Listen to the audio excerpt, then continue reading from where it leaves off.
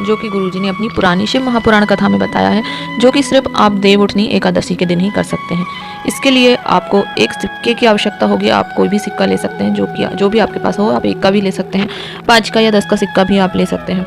आपको पूजन जो एकादशी पर होती है वह आपको अपने अनुसार करनी है, जैसे आपके घर परिवार में होती चली आ रही है।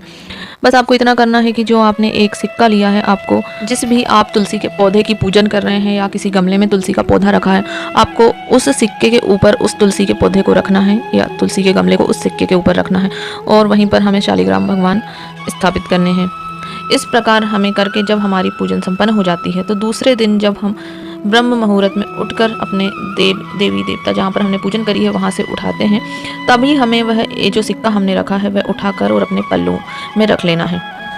फिर हमें उस सिक्के को एक किसी भी कटोरी में या किसी भी डिब्बी में हल्दी रख लेना है और उस हल्दी में हमें उस एक के सिक्के को रखना है। फिर हमें हल्दी में रखे हुए सिक्के को अपने व्यापार वाली स्थान पर या फिर आप किसी अलमारी में या फिर आप अपनी तिजोरी में रख सकते हैं। यदि आपका व्यापार व्यवसाय नहीं चल रहा है तो आप अपने व्यापार वाली स्थान पर भी उस सिक्के को रख सकते हैं। गुरुजी ने कहा है ऐसा आप देवउठनी एकादशी पर करके देखिए, तो आपका व्यापार ऐसा बढ़ता है कि आप सोच भी नहीं सकते हैं। आपके व्यापार व्यवसाय में आपको वृद्धि देखने को मिलती है।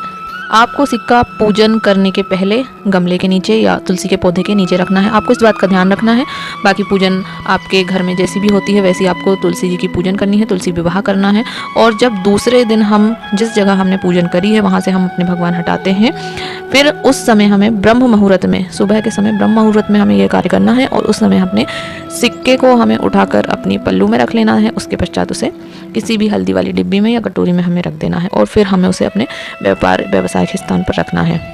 उम्मीद करते हैं कि आपको यह उपाय समझ में आ गया होगा, तो आप इसे करके लाभ प्राप्त अवश्य करें देवउठनी एकादशी पर। गुरुजी ने कहा है यदि किसी के यहाँ पर बेटियां नहीं हैं और वह कन्यादान का जो पुण्य है वह प्राप्त नहीं कर पा रहे हैं, तो उन्हें कभी भी अपने जीवन काल में तुलसी विवाह अवश्य करना चाहिए। एक बार यदि आप अपने जीवन में तुलसी विवाह करते हैं तो आपको कन्यादान का पुण्य फल प्राप्त होता है।